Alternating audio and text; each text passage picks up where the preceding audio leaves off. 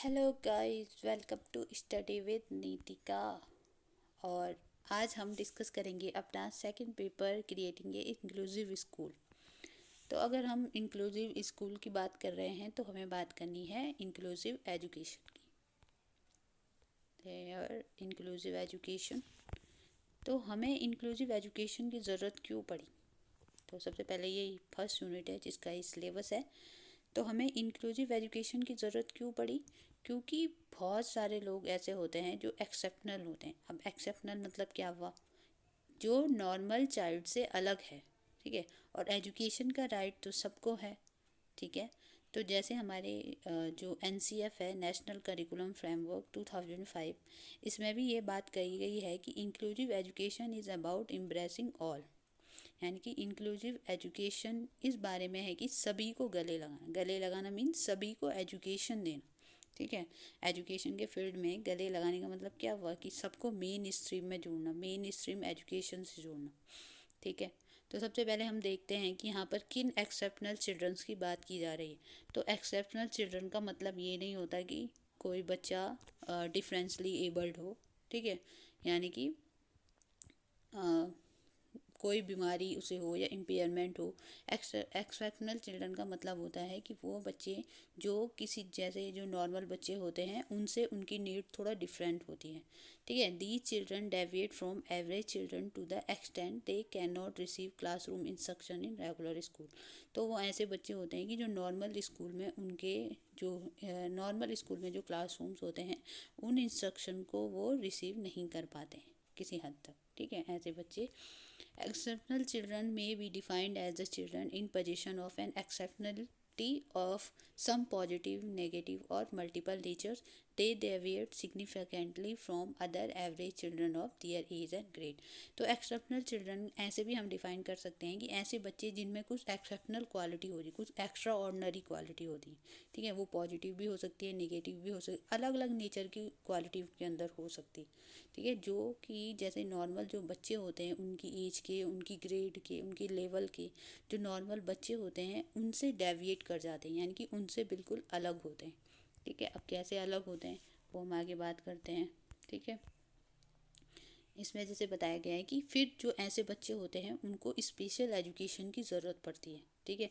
उनके अंदर जो भी एबिलिटी है उसको नर्चर करने के लिए, उसको सुधार देने के लिए, उसको पालने के लिए, पालना मीन उसको नरिश करने के लिए हमें उनको स्पेशल एजुकेशन देने की ज़रूरत पड़ती है। स्पेशल एजुकेशन का मतलब होता है to instruction that is specifically design to meet the need of exceptional children, ठीक है। स्पेशल एजुकेशन होती ही इसलिए है कि जो एक्सेप्शनल चिल्ड्रंस जो हैं, जो भी ऐसे बच्चे हैं जो नॉर्मल बच्चों की तरह नहीं हैं, उनमें कुछ और क्वालिटीज़ हैं, कुछ अदर क्वालिटी हैं, कुछ नेगेटिव हैं, कुछ पॉजिटिव हैं, कुछ मल्टीपल नेचर की जो उनके अंदर क्वालिटीज़ हैं, उनको उनकी जो नीड्स हैं उसको फुलफ़िल करने के लिए हम स्पेशल एजुकेशन का कंसेप्ट लाते हैं, ठीक है।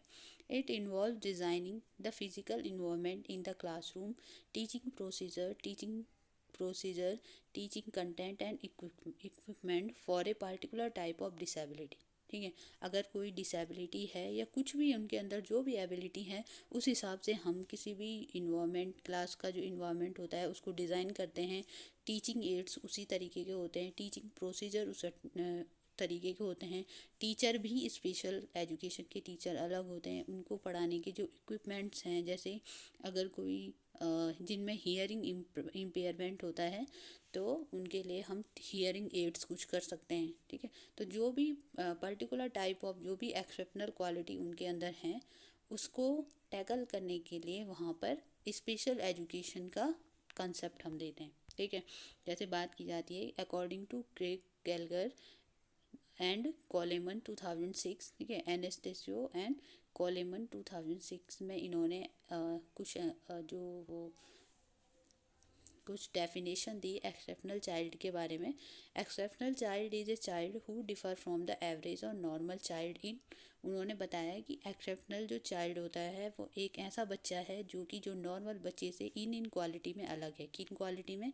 मेंटल कैरेक्टरिस्टिक में अलग है, सेंसरी एबिलिटी उसके अंदर अलग है, कम्युनिकेशन एबिलिटी उसके अंदर अलग है, बिहेवियरल और इमोशनल डेवलपमेंट उसका अलग तरीके से हो रहा है, फिजिकल कैरेक्टरिस्टिक्स उसके अलग हैं। ठीक है, तो इनमें जो नॉर्मल बच्चों से अलग होते हैं उन्हें ही हम एक्सेप्शनल चाइल्ड या स्पेशल चाइल्ड कहते हैं।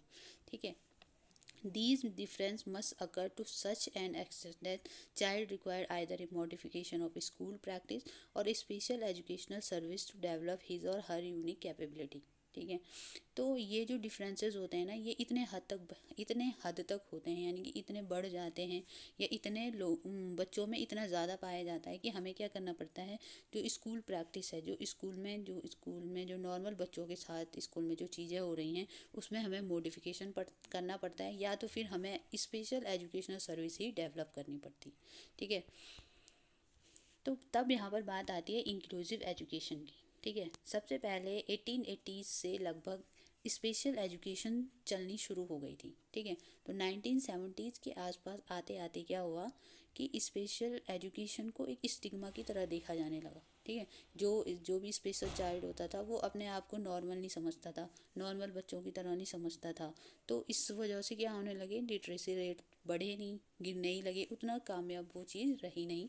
तो बात आई इंटीग्रेट एजुकेशन की। ठीक है, और इंटीग्रेशन का जो मॉडल था वो जो इंक्लूसिव एजुकेशन था उसके जैसा नहीं था। ठीक है, तो स्पेशल एजुकेशन और इंटीग्रेटेड एजुकेशन को मिक्स करके इंक्लूसिव एजुकेशन का कॉन्सेप्ट लाया गया। ठीक है, इंटीग्रेटेड जो एजुकेशन और इंक्लूसिव एजुकेशन में प्रॉपर डिफरेंस अभी आगे बताया जाएगा, लेकिन अभी के लिए ये है कि इंटीग्रेटेड एजुकेशन में हम बेसिक ह्यूमन राइट को ध्यान में नहीं रखते। मतलब इंटीग्रेटेड एजुकेशन ऐसा ही है, अगर किसी को पढ़ना है तो वो आ जाए, क्या किया जाता है, नॉर्मल बच्चों को और जो स्पेशल चाइल्ड है उनको सबको साथ में पढ़ाया जाता है। ठीक है, लेकिन इतना ध्यान नहीं दिया जाता है। जबकि इंक्लूसिव एजुकेशन का जो पूरा बेस है वो है ह्यूमन राइट, क्योंकि एजुकेशन सभी का राइट है, एजुकेशन हर एक बच्चे का अधिकार है, चाहे वो कोई भी हो, स्पेशल चाइल्ड हो, नॉर्मल चाइल्ड हो, किसी भी बैकग्राउंड से आता हो, इन सब चीज़ों से हमें कोई मतलब नहीं है, बल्कि हर एक बच्चे को हमें प्रॉपर अपॉर्चुनिटी देनी है आगे बढ़ने के लिए। ठीक है, तो inclusive education is a philosophy built on the believe that all people are equal and should be respected and valued as an issue of basic human right. ठीक है, इंक्लूसिव एजुकेशन एक फ़िलॉसफी है, यानी कि इस फिलॉसफी पे हमने इसे बनाया है, इस बिलीफ पे बनाया है कि सभी लोग इक्वल हैं, सभी की रिस्पेक्ट की जानी चाहिए, सभी को वैल्यू मिलनी चाहिए और सबके पास बेसिक ह्यूमन राइट है। ठीक है, education as a human right है। तो बेस क्या क्या थे इंक्लूसिव एजुकेशन के, हमने किस आधार पर इंक्लूसिव एजुकेशन को अपनी एजुकेशन सिस्टम में डाला। ठीक है, तो यहाँ पे लिखा हुआ है कि to ensure one's growth and development and to fulfil the individual potential every child has a right to education. ठीक है, जैसे अभी हमने बात किया कि हर एक बच्चे में जो इंडिविजुअल पोटेंशियल है, ठीक है, उसको आगे बढ़ाने के लिए, उसको फुलफिल करने के लिए, उसके डेवलपमेंट को करने के लिए हर एक बच्चे के पास राइट टू एजुकेशन होता है। ठीक है, अब हम राइट टू एजुकेशन भी एक लीगल बेस है किसके लिए, इंक्लूसिव एजुकेशन के लिए, उसकी बात हम आगे करेंगे। सबसे पहले आता है लीगल बेसिस में disability and rehabilitation WHO action plan 2006 और 11। ठीक है, 2006 से 11 के बीच एक एक्शन प्लान WHO जारी करता है डिसेबिलिटी एंड रिहेबिलिटेशन का। ठीक है, इसने सभी पर्सन को, जो भी पर्सन डिसेबिलिटी के साथ रह रहे थे, हम इन्हें डिसेबल तो नहीं बल्कि डिफरेंटली एबल्ड कहेंगे। ठीक है, वो भी एबल हैं, उनमें भी कुछ ना कुछ क्वालिटीज़ हैं, तो हम इनको डिसेबल नहीं बल्कि डिफरेंटली एबल्ड कहते हैं। उनको डिग्निटी के साथ और इक्वल राइट और अपॉर्चुनिटी के साथ रहने का हक है। ठीक है, ये एक्शन प्लान कहता है। बी है, गवर्नमेंट ऑफ इंडिया ने क्या किया इंक्लूसिव एजुकेशन के लिए, तो सबसे पहले लाया गया person with disability PWD act 1995। ठीक है, इस PWD एक्ट 1995 के 3 मेन आधार थे, बेस थे, पिलर थे, equal opportunity, protection of right and full participation. ठीक है, जिन्होंने एजुकेशन प्रोवाइड किया सभी टाइप के लोगों को, कोई भी बैरियर नहीं होगा, इन्वायरमेंट कोई भी बैरियर नहीं होगा पढ़ाई के लिए, सोशल सिक्योरिटी उन लोगों को प्रदान की जो भी स्पेशल चाइल्ड था। ठीक है, इंक्लूसिव एजुकेशन को छूट प्रदान की।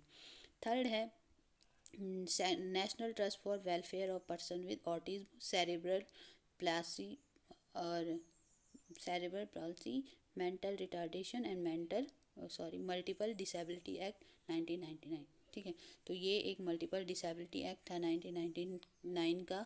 इसमें भी प्रोविज़न थे of legal guardianship of the 4 categories and creation of supporting and permitting involvement for as much independent living as possible. ठीक है, जो भी चीज़ें इसमें दी गई हैं इन कैटेगरीज के पीपल के लिए यहाँ पर पूरी लीगल गार्डियनशिप इस एक्ट के थ्रू दी गई। बाद में आता है RCI एक्ट 1992। RCI क्या होता है? Rehabilitation centre of India. ठीक है, तो ये एक एक्ट आया 1992 का। ठीक है, ये डील करता है रिहेबिलिटेशन सर्विस प्रोवाइड करता है। ठीक है, फोर्थ है action plan for inclusive education of children and youth with disability, अगस्त 2005। 2005 में एक एक्शन प्लान बनता है इंक्लूसिव एजुकेशन का। किसके लिए? ऐसे बच्चे और ऐसे युवाओं के लिए जो डिफरेंटली एबल्ड हैं। वो ये इंश्योर करता है कि no child is denied for admission in main stream education. किसी भी बच्चे को हम मुख्य धारा में जहाँ पर नॉर्मल चाइल्ड पढ़ रहा है वहाँ पर एडमिशन देने के लिए रोक नहीं सकते। ठीक है, किसी भी बच्चे को उसकी डिसेबिलिटी की वजह से, ठीक है, वो स्पेशल चाइल्ड है, इस वजह से वो पीछे नहीं मुड़ेगा मतलब एजुकेशन से उसको बाहर नहीं किया जाएगा, उसका राइट है education. Emphasising job training and job oriented vocation training, उन लोगों को भी जॉब ओरिएंटेड वोकेशनल कोर्सेज की ट्रेनिंग करवाई जाएगी। फोर्थ है awareness programme, motivation and sensitisation campaign. ठीक है, इन लोगों के प्रति भावनात्मक और संवेदनात्मक जागरूकता के लिए प्रोग्राम चलाए गए। मोटिवेशन उन लोगों को प्रदान किया गया ताकि वो लोग समाज से अलग ना रहें बल्कि समाज के साथ घुल मिल करके हर एक चीज़ को सीखें और एजुकेशन से वंचित ना रहें। ठीक है, नेक्स्ट आता है right to education act which ensure that every child has right to get at least free elementary education. Right to education act ने ये कहा कि हर एक बच्चे के पास फ्री एलिमेंट्री एजुकेशन लेने का पूरा राइट है। ठीक है, कोई भी उस बच्चे को नहीं रोक सकता है। अब आता है कि जो PWD एक्ट था 1995 का, उसमें 7 डिसेबिलिटी थी, वो अभी हम आगे बताएंगे।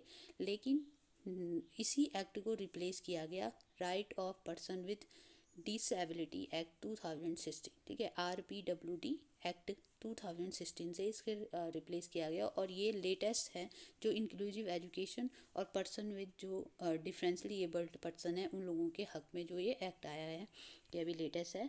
तो ये ministry of social justice and empowerment के अंदर आता है। इस एक्ट ने 1995 का जो PWD एक्ट था उसको रिप्लेस किया और ये 15 जून 2017 से फोर्स पे आया, लागू हुआ। तो इस एक्ट के अकॉर्डिंग क्या था? Right to equality and opportunity, ये पहले भी था PWD एक्ट में, उसमें ये वाली बात है इसमें भी है कि सभी को इक्वल अपॉर्चुनिटी दी जाएगी, समानता और समान अवसर के हक है, सबको अधिकार है, सबको अपनी इनहेरिट एंड ओन प्रॉपर्टी। ठीक है, तो अपनी प्रॉपर्टी को कोई भी प्रॉपर्टी को इनहेरिट करना और ओन, ये प्रॉपर्टी है, प्रॉपर्टी को इनहेरिट करना और ओन करने का राइट है उन लोगों को भी। Right to home and family, उनको भी होम यानी उनको भी घर में रहने का अधिकार है, उनका भी परिवार होना चाहिए, उनको भी रिप्रोडक्टिव राइट्स हैं जैसे लोगों के हैं। Every child with disability between the age group of 6 and 18 years shall have right to free education. ठीक है, और ये बात यहाँ पे ध्यान रखने योग्य है कि राइट टू जो एक्ट है, एजुकेशन एक्ट है, उसके अंदर 6 to 14 ईयर्स तक होता है, जबकि पर्सन जो डिफरेंटली एबल्ड होते हैं उन लोगों के लिए 6 से 18 ईयर्स के तक राइट टू फ्री एजुकेशन है। उन लोगों की पूरी एजुकेशन 6 से लेकर 18 तक फ्री होगी। ठीक है, डिफरेंटली एबल्ड पर्सन की। अब देखो PWD एक्ट जो 1995 था उसके अंदर 7 डिसेबिलिटी की हमने बात की थी। तो वो डिसेबिलिटी कौन कौन थी? ब्लाइंडनेस हो गया, लो विज़न हो गया, लेप्रोसी के ऑल पर्सन हो गए, हियरिंग इम्पेयरमेंट हो गया, लोगो मोटर डिसेबिलिटी हो गई, मेंटल रिटार्डेशन हो गया, मेंटल इलनेस हो गया। ये 7 डिसेबिलिटी जो थी PWD एक्ट 1995 के अंदर थी। जबकि जो नया एक्ट आया RPWD एक्ट 2016, इसके अंदर 21 डिसेबिलिटीज़ हो गई, यानी कि 14 डिसेबिलिटीज़ को और जोड़ा गया। 7 तो पहले से थी, जैसे blindness, low vision, leprosy cured, hearing impairment, locomotor disability, फिर इसके अंदर ड्वार्फिज्म को भी रखा गया, इंटेलेक्चुअल डिसेबिलिटी को रखा गया, मेंटल इलनेस पहले से था, ऑटिज्म स्पेक्ट्रम डिसऑर्डर को रखा गया, सेरेब्रल पाल्सी को रखा गया, मस्कुलर डायस्ट्रॉफी को रखा गया, chronic neurological condition, specific learning disability, multiple sclerosis, speech and language disability, thalassaemia, haemophilia, sickle cell disease, multiple disability including deaf blindness, acid attack victim और पार्किंसन डिजीज। तो इन सारी चीज़ों को इसके अंदर जोड़ा गया। तो ये था हमारा इंक्लूसिव एजुकेशन। इंक्लूसिव एजुकेशन का सिंपल मतलब होता है कि चाहे कोई भी बच्चा कैसा भी हो, उसे मेन स्ट्रीम एजुकेशन में जोड़ना, उसके साथ संवेदनात्मक अच्छे से व्यवहार करना, जैसे नॉर्मल लोगों के साथ होता है, उनको इमोशनली स्ट्रेंथन करना। और आज के टाइम में अगर हम देखते हैं तो कहीं ना कहीं ये मॉडल सक्सेसफुल भी है। आज हर एक फील्ड में जो भी डिफरेंटली एबल्ड पर्सन है, जो भी स्पेशल चाइल्ड है, वो हर एक जगह पहुँचे हुए हैं, वो लोग आगे बढ़ रहे हैं और समाज को उनका साथ देना चाहिए आगे बढ़ने के लिए। तो ये इंक्लूसिव एजुकेशन का एक इंट्रोडक्शन था। बाकी टॉपिक कल पढ़ेंगे। Thank you.